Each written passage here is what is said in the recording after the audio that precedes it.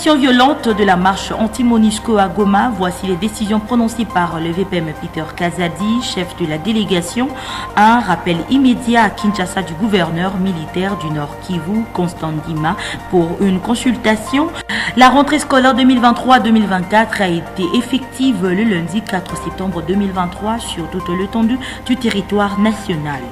Au quartier Matadi Mayo, dans la commune de Mongafula, la population n'est plus desservie en eau potable depuis une période relativement longue. C'est tout pour le titre. Bienvenue à toutes et à tous à la grande édition du journal sur la chaîne de l'éducation. Répression violente de la marche anti-Monisco à Goma. Voici les décisions prises par le VPM Peter Kazadi, chef de la délégation. Un rappel immédiat à Kinshasa du gouverneur militaire du Nord Kivu, Constant Ndima, pour une consultation de suppression de 2 officiers de la police et le rappel à Kinshasa. Il s'agit donc du P2 et P3 de la police suivait. Nous avons reçu plusieurs délégations de la société civile, comprenant les confessions religieuses, l'évêque de Goma, les mouvements citoyens et la représentation des femmes, synergie des femmes et plusieurs autres délégations. Nous nous sommes mis à l'écoute des uns et des autres. Et à l'issue de nos entretiens, nous avons pris un train de mesures que je vais devoir ici vous annoncer. Parmi ces mesures, et suivant l'instruction du commandant suprême, président de la République, nous allons, le gouverneur militaire ici avec nous, et rappeler à Kinshasa pour consultation. La deuxième annonce que nous allons faire ce soir, c'est la suspension des 2 officiers de la police et le commissaire provincial est instruit de leur notifier cette mesure et leur rappel à Kinshasa également pour consultation. Il s'agit du P2 et P3 de la police. La troisième mesure concerne l'organisation des obsèques dignes de ce nom des policiers tués par lynchage par les membres de ces mouvements mystico-religieux le 30 août de cette année. Il est également décidé de la prise en charge des obsèques de toutes les victimes, toutes les personnes qui ont trouvé la mort. Leurs obsèques vont être prises en charge par le gouvernement de la République. Comme autre mesure, il y a la libération de tous les militants des mouvements citoyens qui ont été appréhendés à l'occasion des événements qui se sont déroulés. Au moment où je parle, ils sont tous libérés. Je pense que parmi nous, il y en a un qui venait d'être libéré. L'autre mesure, c'est l'identification de toutes les églises qui évoluent sur l'ensemble de la province du Nord Kivu. Lorsqu'on va identifier ces églises, on va fermer toutes celles qui ne répondent pas aux exigences légales. Nous avons également instruit le gouverneur pour que tous les blessés soient pris en charge par la province et qu'un rapport hebdomadaire doit nous être fait pour savoir l'évolution de leur état de santé. Voilà, chers amis de la presse, quelques mesures que nous avons décidé au terme de nos travaux d'aujourd'hui. En réaction au sujet de la résidence de Joseph Kabila, ancien président de la République, GLM, si tout le monde peut passer devant le palais de la Nation à toutes les heures où il y a le bureau du président de la République en fonction, donc on peut passer devant la résidence de tout le monde, a laissé entendre le porte-parole du gouvernement, Patrick Mouyaya. Suivez-le. N'ai pas suivi la question dans tous les détails, mais ce que je peux vous dire simplement, c'est que si vous voulez aller rapidement au Kempinski et au Pullman, ne passez-vous pas devant le palais de la Nation. Est-ce que, avant l'arrivée du président de la République aux responsabilités, est-ce qu'on pouvait passer devant le palais de la Nation? Si on peut passer devant le bureau du président de la République en fonction, tout le monde peut passer par là, à toutes les heures. Pourquoi ne peut-on pas passer devant la résidence? Encore, je parle sous réserve, parce que je ne suis pas spécialiste en urbanisme. Mais je présume que mon collègue Pius Mwabilou doit avoir pris toutes les précautions d'usage pour autoriser quelque chose de ce genre. Alors l'exhortation, c'est qu'il faut aller à la source. J'ai vu Yves Abdallah aller sur terrain, j'ai vu son reportage, je lui ai demandé de faire davantage. Comme ça, vous pouvez venir mieux nous édifier. Vous pouvez prendre des témoignages de ceux qui ont toujours vécu dans ces quartiers-là, pour être sûr que nous ne racontons pas des histoires sous des prismes politiciens. Et donc si aujourd'hui, nous tous, nous pouvons circuler devant le palais de la Nation, qui est un des sites stratégiques, il faut considérer que si cela ne gêne pas la conduite ou les différents aménagements, on peut passer devant la résidence de tout le monde. Devant la presse le lundi à Kinshasa, Didier Reynders, commissaire européen à la justice, annonce que l'Union européenne développe un programme d'appui à la justice en République démocratique du Congo, évalué à 35 millions d'euros, orienté vers l'accès à la justice, et salue aussi le recrutement de 5000 magistrats en République démocratique du Congo. D'abord, dans le domaine de la justice, ce qui est important, c'est que nous avons développé au départ de l'Union européenne un programme d'appui à la justice en République démocratique du Congo. Et ce programme, qui représente aujourd'hui 35 millions d'euros, est orienté vers l'accès à la justice, la réforme. Mais nous avons beaucoup parlé avec le président de la Cour constitutionnelle, qui est en même temps le président du Conseil supérieur de la magistrature, et avec la ministre de la Justice, de la nécessité de renforcer l'outil judiciaire par le budget de la République. C'est le cas avec le recrutement de 2 fois 2500 magistrats, mais ça nécessite évidemment des efforts de formation, et on est prêt à voir comment travailler avec l'Union européenne à des efforts de formation de ces magistrats. C'est une situation un peu exceptionnelle vu le très grand nombre. De continuer à travailler aussi aux infrastructures. Nous avons déjà financé des développements d'infrastructures de tribunaux, de prisons. Il y a une vraie demande de voir comment travailler sur des délais plus courts. On va regarder si effectivement il est possible de développer des projets pilotes pour aller vers des délais plus courts dans la réalisation d'un certain nombre d'infrastructures, mais aussi de garantir l'indépendance de la magistrature, et si on garantit l'indépendance, la responsabilité. Et donc c'est tout le débat sur la discipline des magistrats, le débat sur la lutte contre la corruption. Je sais que les chambres disciplinaires ont commencé à travailler de manière assez active ces derniers temps, mais nous avons notamment convenu avec le président de la Cour, et j'en ai parlé avec la ministre également, d'échanger sur les meilleures pratiques.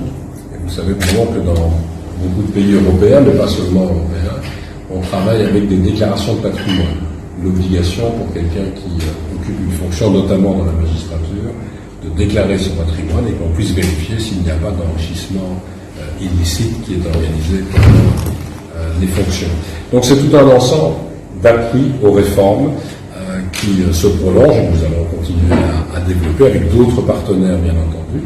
Mais on est à l'écoute aussi des demandes et des besoins de la République démocratique du Congo, mais j'ai insisté sur quelques points qu'on a eu l'occasion d'évoquer. Le ministre de l'EPS, Tony Mwaba Kazadi, a lancé le lundi 4 septembre 2023 l'année scolaire 2023-2024 sous le thème « Amélioration de la qualité de l'enseignement par la bonne gouvernance et la redevabilité ». Suivez-le. Au nom de toute la communauté éducationnelle, je voudrais exprimer ma gratitude sans cesse renouvelée à son Excellence Félix Antoine Tshisekedi Tshilombo, président de la République et chef de l'État, pour sa sollicitude légendaire. Sur le plan de la coopération bilatérale et multilatérale, l'année scolaire écoulée a été l'occasion pour les partenaires traditionnels du ministère de l'enseignement primaire, secondaire et technique de poursuivre leurs précieux efforts en faveur du développement de l'enseignement en République démocratique du Congo. Les efforts consentis par ces partenaires ont contribué au renforcement de la qualité de l'enseignement et ont permis et permettront encore l'accroissement d'accueil de notre système éducatif. Au regard des enjeux de l'heure, je place l'année scolaire 2023-2024 sous le thème de l'amélioration de la qualité de l'enseignement par la bonne gouvernance et la redevabilité. Loin de moi l'idée de se contenter des avancées positives.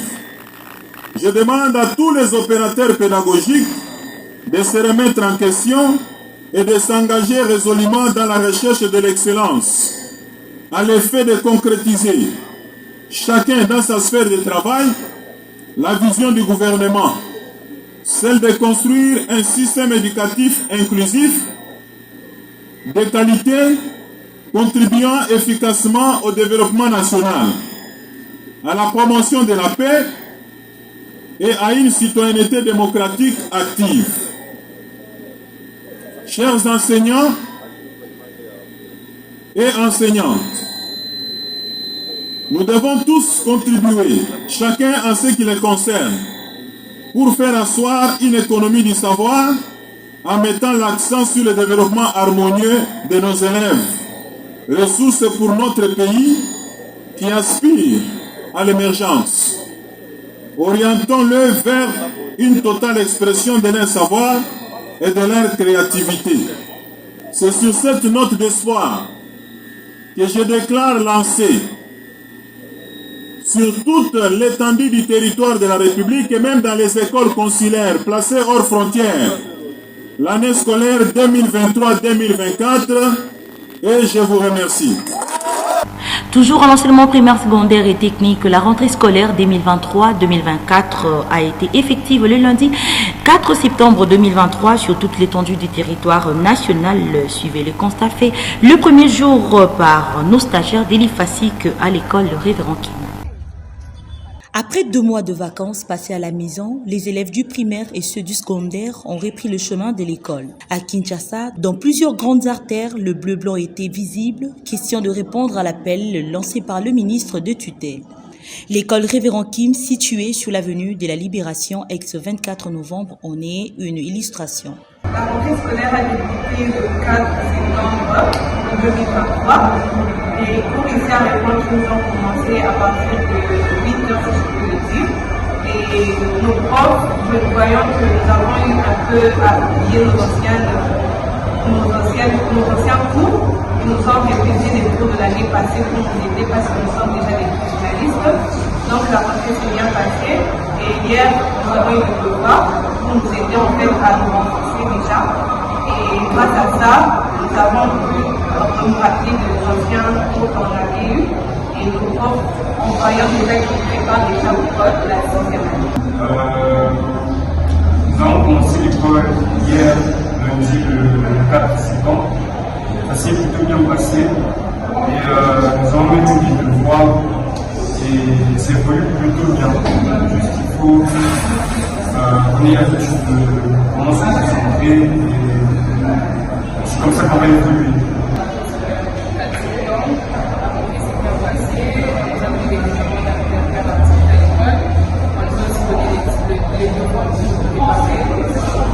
Les professeurs nous font revoir les cours de l'année passée pour voir nos habiletés et nous préparer à être pour l'année prochaine. A eu lieu les 4 septembre, comme prévu par les gouvernements congolais. Et chez moi à Kim, par exemple, et partout à travers les écoles de Révérend Kim, à travers la ville province de Kinshasa, la rentrée a bel et bien eu lieu. Nos enfants, nos joies, nous sont heureux. Nous avons toutes les écoles pratiquement pleines, et notamment celle de Lingwala, le site, l'école Révérend Kim, site Lingwala. Vous êtes en train de passer dans les salles de classe, vous trouvez qu'elles sont déjà combles, et les élèves sont là, les enseignants debout. Et d'ailleurs, on devait me faire sortir de la salle pendant que j'enseignais. Le cours se donne, Pour le premier jour, les enseignants ont fait la récapitulation des matières ou leçons dispensées par les passés, a laissé entendre le préfet de l'école, révérend Kim Roli Mandiango. Effectivement, nous sommes une grande institution. L'école révérend Kim, c'est parmi les grands établissements de la capitale, Kinshasa, pour ne pas parler de la République démocratique du Congo dans son entièreté, parce que nous sommes dans la province de Kinshasa. Nous avons bel et bien repris les enseignements officiels. Et si vous constatez, vous faites même le tour de salle de classe, vous allez voir que nous avions également repris les enseignements, parce que nous, la reprise des enseignants intervient une semaine avant la rentrée du corps professoral. Ce qui fait que le corps professoral est soumis à un séminaire d'une semaine pour réfrigérer leurs esprits. Vous savez, quand les professeurs viennent de la maison, il y a des petites faiblesses sur le plan pédagogique. Il faut revoir certains dons afin de les positionner à pouvoir bien dispenser l'enseignement. C'est ce que nous avons fait. Le lundi déjà 4 septembre, il y a eu effectivement la rentrée scolaire avec beaucoup d'élèves qui sont venus. Les absents n'en ont pas. Vous savez, nous traversons des moments très très difficiles dans notre pays. Il y a des parents qui, par manque de moyens, n'ont pas un paiement, n'ont pas encore acheté les uniformes des enfants, les documents scolaires, etc. Ce sont des enfants qui s'absentent, mais nous estimons que dans une semaine, tout le monde va répondre, parce que déjà les bouts est là, nous avons repris, et nous avons même donné le premier devoir. Déjà il y aura tous les élèves qui étaient prêts. Pour rappel, le ministre de l'EPST, Tony Mwaba Kazadi, a lancé officiellement à Kinshasa l'année scolaire 2023-2024, placée sous les thèmes « Amélioration de la qualité de l'enseignement par la bonne gouvernance et la redevabilité ». Autre chose à présent, dans le Haut-Katanga, Conseil de ministres, le lundi 4 septembre 2023, au programme, le nouveau ministre provincial de l'Intérieur Sécurité a présenté la situation sécuritaire qui demeure relativement calme sur l'ensemble de la province. Puis un projet d'arrêt provincial sur la certification des créances a été examiné. D'autres points à l'ordre du jour dans ce compte rendu du ministre Joseph Kayumba, porte-parole du gouvernement provincial du Haut-Katanga. Sous la présidence de Son Excellence Monsieur le gouverneur de la province du Haut-Katanga, l'honorable Jacques Yaboula Katoué, il s'est tenu ce lundi 4 septembre 2023 dans la salle des banquets du gouvernorat de province la réunion du Conseil des ministres du gouvernement provincial du Haut-Katanga. 5 points étaient inscrits à l'ordre du jour, à savoir 1. Lecture et adoption de l'ordre du jour. 2. Lecture et adoption du compte-rendu numéro 011 de la réunion du Conseil des ministres du gouvernement provincial du Haut-Katanga du 5 juillet 2023. 3. Communication de Son Excellence Monsieur le gouverneur de province. 4. Situation sécuritaire. 5. Analyse du projet d'arrêté provincial portant création, organisation et fonctionnement de la commission provinciale des certifications des créances. 1. Communication de Son Excellence Monsieur le gouverneur de province.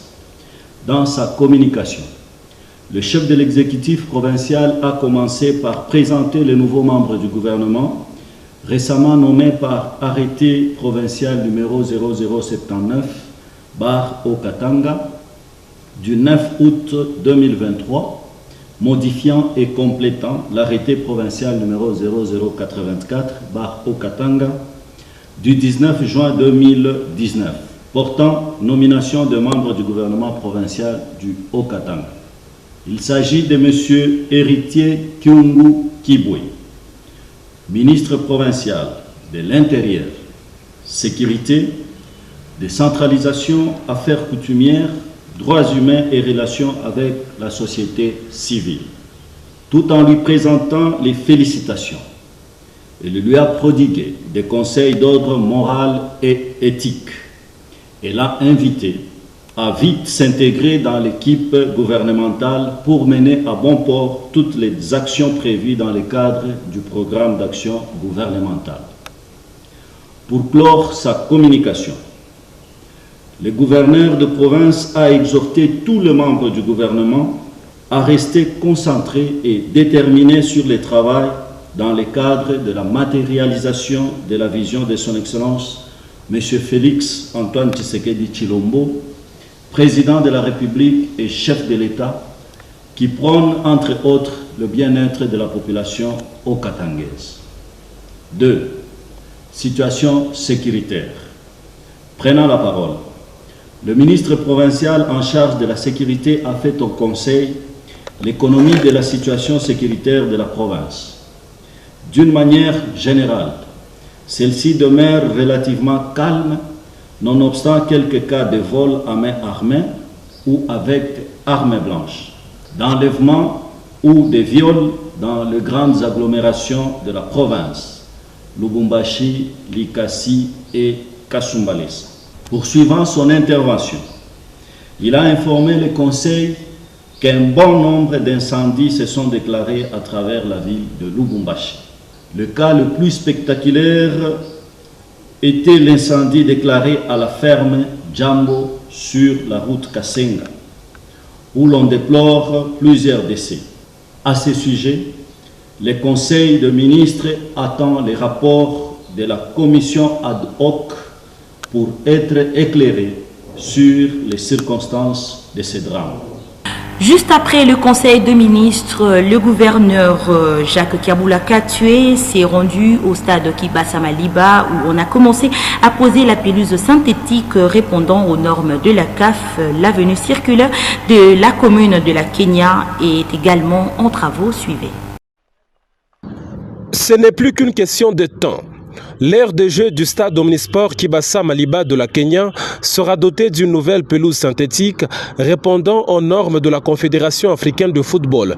Le gouverneur Jacques Kiabula Katoué, qu'accompagnait ses ministres de l'Intérieur, Héritier Kyungu, des infrastructures, Eric Sakouye Malukwesa, et de la commissaire provinciale au sport, Pauline Igwabi, est allé se rendre compte de l'effectivité des travaux qui ne vont durer que 2 semaines, selon l'entrepreneur. Jacques Kiabula Katoué a suivi les explications sur les déroulements des travaux qui ont commencé par la pose des supports de la pelouse. Le gouverneur tient à achever complètement la rénovation de ce complexe sportif en perspective des interclubs de la CAF après homologation. Cette descente du terrain du gouverneur Jacques Kiabula Katoué a eu comme point de chute l'avenue circulaire de la commune Kenya. Ici, le premier des Haut-Katangais s'est imprégné de l'évolution des travaux de réhabilitation de cette avenue, travaux exécutés par la société CCSC sous la supervision de l'OVD. Il s'agit de la matérialisation du programme du gouvernement provincial qui consiste à réhabiliter 150 km de routes à travers la province du Haut-Katanga. En société, le marché pirate dans la ville-province de Kinshasa refait surface. C'est le cas de la route poids lourd au croisement avec le boulevard Lumumba. Suivez ce constat. Malgré la décision des autorités urbaines concernant les marchés pirates dans la ville-province de Kinshasa, plusieurs d'entre eux refont surface. C'est le cas de marchés pirates se trouvant sous le pont Matete, communément appelé Rail, un danger pour les vendeurs et vendeuses qui sont exposés à des risques tels que les accidents de circulation, l'insalubrité et les embouteillages le long du petit boulevard. À en croire ces vendeurs, ils se retrouvent à vendre sur ce lieu car ils n'ont pas de place dans le vrai marché et c'est le seul moyen pour eux de vendre leurs produits pour subvenir aux besoins de leur famille. Tokenanu na wenza matete place ezate toye tokena ba wenza sur place ezate to bandika malembe tinde to komisi wenzibene leta benga na biso le abose nante traratio scolaire so benga ni biso bana ba lata ndenge nini to sala ndeni pona bana alors mais elle moko leta comprendre biso la place na yoki mo zo teka to kama ba kaya bana babiki biloko ya uniforme ya bana apasa bapapa misala eza te kolia ekoma biso bamama bakoma bapapa neti yanga mobali asalaka te nakoma bagénéral te kati yanga moko nano papa asalaka te misala eza te tozosala kaka boye po toliaka. Aux autorités urbaines de prendre des mesures nécessaires pour pallier à ces problèmes qui restent l'un des défis majeurs de la ville. Les usagers de l'avenue Lumumba sur la route poids lourd s'inquiètent sérieusement de l'abandon de leur voie par les autorités. Suivez. Au-delà du délabrement dont se trouve l'avenue Lumumba sur la route poids lourd à l'auteur du rond-point TP, il y a également l'aspect insalubrité auquel la population est confrontée.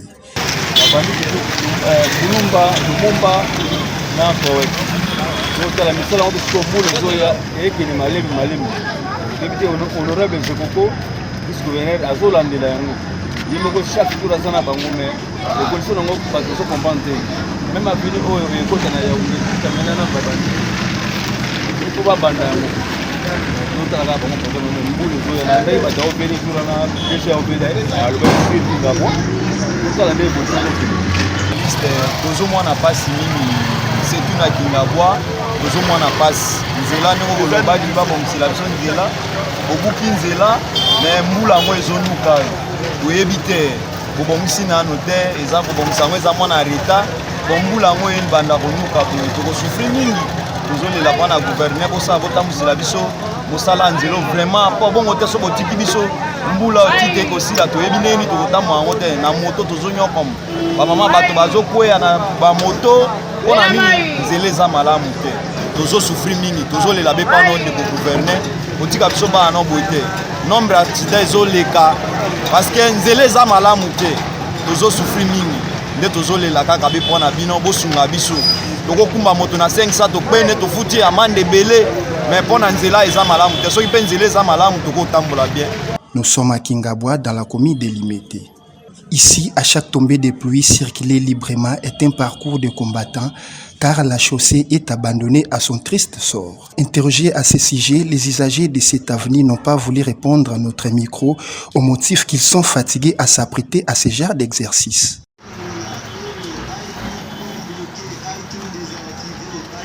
Je l'ai aussi annoncé dans le titre au quartier Matadi Mayo, dans la commune de Mongafula, la population n'est plus desservie en eau potable depuis une période relativement longue. Suivez.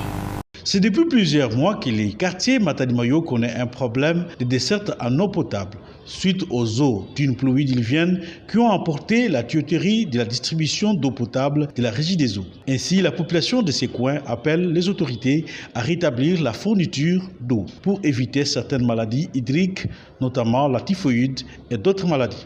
Actuellement à Kinshasa, Mongafula, dans le quartier Matadi Mayo, qui souffre de la peine d'obtention d'eau potable. Et ça fait maintenant plus de 5 mois que nous sommes en problème, en grande difficulté pour se procurer de l'eau potable, d'où l'intervention de ce forage. Notre quartier a été frappé d'une grave pluie qui a brisé les routes et mis hors d'état d'usage les tuyauteries de la Régie des eaux.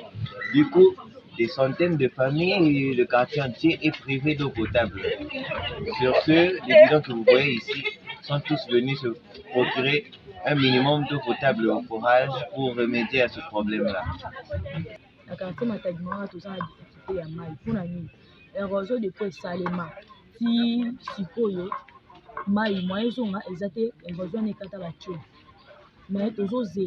Si siko tokomi ko souffrir kokende na ba fourrage kokende na ba source kokoma mai tandis que toza na commune na Mongafula toza pe na toza na place moko boye o eza ke quartier moko eza bien, il y a beaucoup de monde.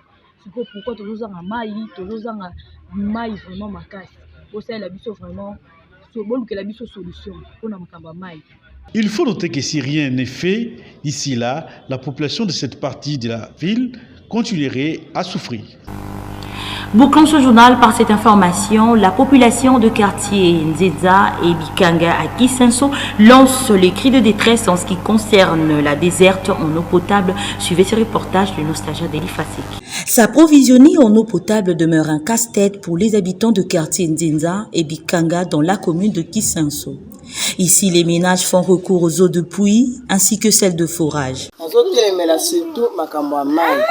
Nakonzabatela biso makambo makasi toza na mai te biso na Kisenso tozo souffrir na mai tozo sela mingi mai ya mabulu eza na ba microbe ebele ezo permettre vraiment ko sokola te soko zo sokola ezo pesa mi kusana nzoto bon eloko lokwa mai ya forage baza na temps oyo bafixe soki 12 heures ekoki mai wana okende okuta basi bakangi soki lere yo ye kozwa mbongo mpo kende otoka basi bakangi akoyebi soki na kofungola te ti ere ngana moko na kosepe toza na bapompe awa akuna na lemba yimo basi bafungoli deja bamai mai mpenza ezali mai ekomi ti bamaluku banini bakinga sani kuna baza deja na mai oyo ya biso me biso batoza na kisensu mai nano ekomeli biso na bandako te tosouffrir makambo ya mai bakonzi batela biso makambo ya mai mai nde esala biso pasi heureusement baforez eyaki yango nde ekoma kopermettre biso totoka mai ya komela liboso ezali tokokata mai ya njile ti kuna na ngambo kokende kotoka babida ba 20 litre ba 25 litre komemela mutu pasi sikoyo bata résides oyo bayaki bakosaki biso bazwaki bamesure ke tokoya kotiela bino bapompe na nzeza awa ezali nouvelle cité bapompe onti lelo résides oyo akosa biso yango botala bakonzi botala biso likambo ya résides oyo bakotiela biso bapompe na nzeza. L'eau est un facteur du développement de la société, d'où les autorités compétentes sont appelées à trouver de solutions adéquates à cette population. Messieurs et dames, nous sommes arrivés pratiquement à la fin de cette grande édition du journal, mais avant de nous quitter, suivez les rappels de principaux titres. Répression violente de la marche anti-Monisco à Goma, voici les décisions prononcées par le VPM Peter Kazadi, chef de la délégation. Un rappel immédiat à Kinshasa du gouverneur militaire du Nord Kivu, Constant Ndima, pour une consultation. La rentrée scolaire 2023-2024 a été effective le lundi 4 septembre 2023 sur toute l'étendue du territoire national. Au quartier Matadi-Mayo, dans la commune de Mongafula, la population n'est plus desservie en eau potable depuis une période relativement longue. C'est tout pour le titre. Vous avez compris que c'est la fin de cette grande édition du journal. Merci de nous avoir suivis. Nous disons un grand merci à l'équipe rédactionnelle. Au revoir et à très bientôt.